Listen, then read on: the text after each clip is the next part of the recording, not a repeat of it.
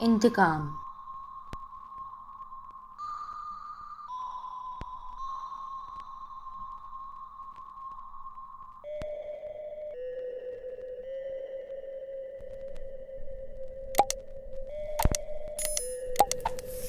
کراچی کے اس پوش علاقے میں آئے ہمیں تقریباً 1 سال کا عرصہ گزر چکا تھا۔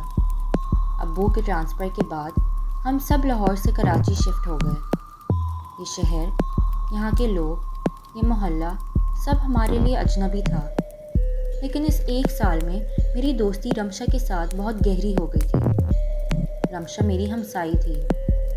رمشا کا میرے گھر بہت آنا جانا تھا، لیکن مجھے رمشا کے گھر جانے کی اجازت نہ تھی، کیونکہ میرے ابو کو لڑکیوں کا یوں کسی کے گھر آنا جانا زیادہ پسند نہ تھا۔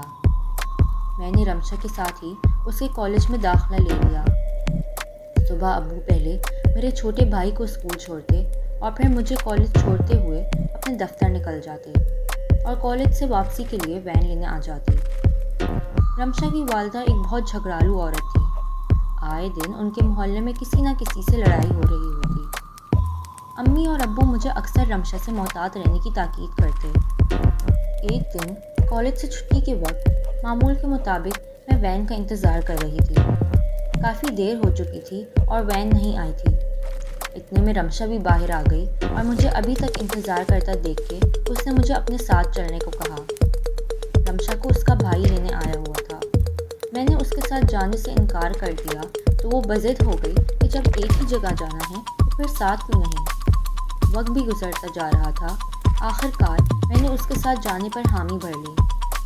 راستے بھر میں نے ایک ہی بات نوٹ کی کہ رمشا کا بھائی مسلسل گاڑی چلاتے ہوئے بیک ویو مرر سے مجھے دیکھنے میں مشغول تھا اور بہانے سے مجھ سے بات کرنے کی کوشش بھی کر رہا تھا، جس کا جواب میں صرف ہاں یا نہ میں دے رہی تھی۔ تمام راستہ میں نے جھنجھلاہٹ میں گزارا تھا۔ اس دن کے بعد سے رمشا کا بھائی جیسے میرے پیچھے ہی پڑ گیا۔ وہ روز چھٹی کے وقت کالج کے گیٹ پر آ کر کھڑا ہو جاتا، کبھی مجھ سے بات کرنے کی کوشش کرتا تو کبھی میرے برابر آ کے کھڑا ہو جاتا۔ رمشا کے بھائی کی ان فضول حرکات کی وجہ سے میں بے حد پریشان رہنے لگی تھی۔ رمشا سے بھی میں کئی بار اس بارے میں کہہ چکی تھی، مگر وہ تو جیسے اس بات کو ہنسی مذاق میں ہی اڑا دیتی۔ آخر کار میں نے سیدھے رمشا کے بھائی سے ہی بات کرنے کا سوچا۔ میں نے اسے صاف لفظوں میں جتا دیا کہ اس کی حرکتوں سے میں سخت پریشان ہوں، لہٰذا وہ اپنے حدود میں رہے۔ لیکن میری حیرت کی انتہا تب ہوئی جب اگلے دن وہ پھر ڈیٹو کی طرح کالج آ گیا۔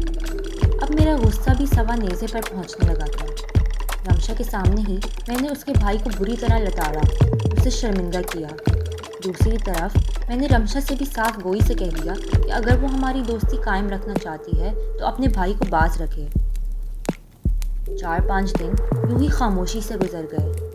رمشا نے بھی اس دن کے بعد سے مجھ سے کوئی بات نہ کی، نہ ہی وہ گھر آتی۔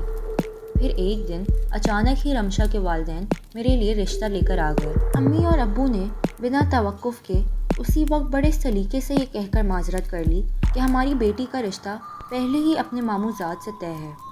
بس یہ سننا تھا کہ رمشا کی والدہ کی پیشانی پر بل پڑ گئے، اور اس کے بعد انہوں نے اپنی زبان سے میرے لیے بہت گل افشانی کی۔ ابو، جو اب تک خاموشی سے صبر کے گھونٹ پی رہے تھے، انہیں تمیز کے ساتھ گھر سے نکل جانے کو کہا۔ رمشا کے بھائی تک جب تک یہ انکار پہنچا تو اس پر ایک جنون سا سوار ہو گیا۔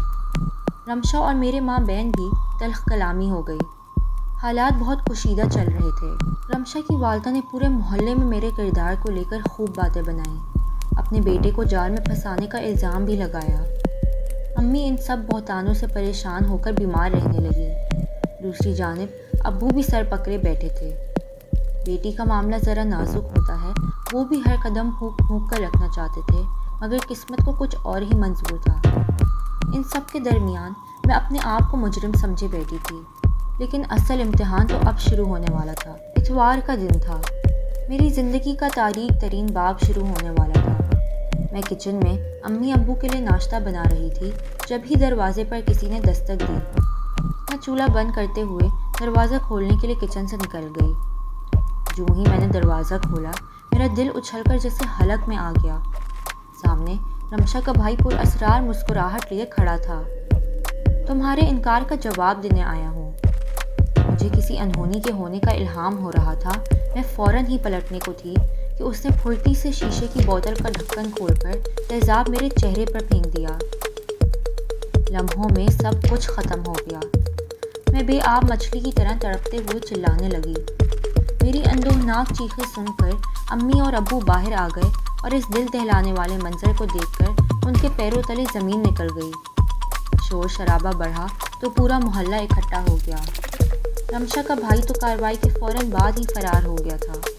अम्मी और अब्बू मुझे अस्पताल लेकर पहुंचे तो डॉक्टर्स के अमले ने पहले केस लेने से इनकार कर दिया कि ये पुलिस केस है। बहरहाल अब्बू के दोस्त के तवस्सुत से मेरा केस ले लिया गया। जब मुझे होश आया उस वक्त तक मेरी दुनिया उजड़ चुकी थी। मेरा चेहरा, मेरी शख्सियत, सब कुछ झलसकर खाकसर हो चुका था। मैंने आईना देखने से इनकार कर दिया। मेरी ज़िंदगी के सारे रोशन चिराग गुल हो चुके थे। अम्मी और अब्बू को गले लगते हुए मैं बिलक बिलक कर रोई।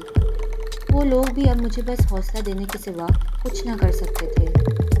अब्बू ने मेरे डिस्चार्ज के फ़ौरन बाद ही रमशा के भाई के ख़िलाफ़ FIR कटवा दी। रमशा का भाई रातों रात शहर से फ़रार हो चुका था, ताहम पुलिस की पूछगछ घर वालों से जारी थी। अगर मुझे पता होता कि रमशा से दोस्ती करना मुझे इतना महंगा पड़ेगा तो मैं उससे कभी दोस्ती ना करती। इतना सब कुछ हो जाने के बाद भी रमशा के घर वाले तो दूर की बात, संगदिल दोस्त ने एक बार भी मुझसे मिलने की कोशिश ना की। वो तो यूँ लाताल्लुक़ हो गई जैसे कभी जानती नहीं थी। मुल्क का कानून इतना मजबूत नहीं है। यहाँ अदलो इंसाफ मिलना इतना आसान नहीं। धक्के खाने पड़ते हैं। सालों साल मुकदमे चलते हैं। अदालतें तारीखों पर तारीख देती हैं और नतीजा कुछ नहीं निकलता। रमशा का भाई अब भी आज़ाद घूम रहा है। मेरे अब्बू रोज़ अदालतों के चक्कर काटते हैं कि किसी तरह हमें इंसाफ मिल जाए। इस वाक़े के बाद हमने वो मोहल्ला छोड़ दिया। रमशा ने कभी पलट कर मुझे ना पूछा। मेरा छोटा भाई, जिसका कभी मेरे बगैर दिन नहीं गुजरता था, मेरे करीब आने से अब डरता है, मुझसे खौफ खाता है। जिस दिन से मामू रिश्ता ख़त्म करके गए हैं, अम्मी चुपके चुपके आंसू बहाती रहती हैं और अब्बू मुझे इंसाफ दिलाने के लिए भाग दौड़ करते रहते हैं। मैंने कॉलेज छोड़ दिया, मोहल्ला छोड़ दिया। मेरे चेहरे की ये बदसूरती, ये दाग मेरे लिए ज़िंदगी भर का रोग बन गए हैं। मैं घंटों बैठे उस दिन को रोती हूँ जब मैं रमशा के कहने पर उस दिन उसके साथ चली गई थी।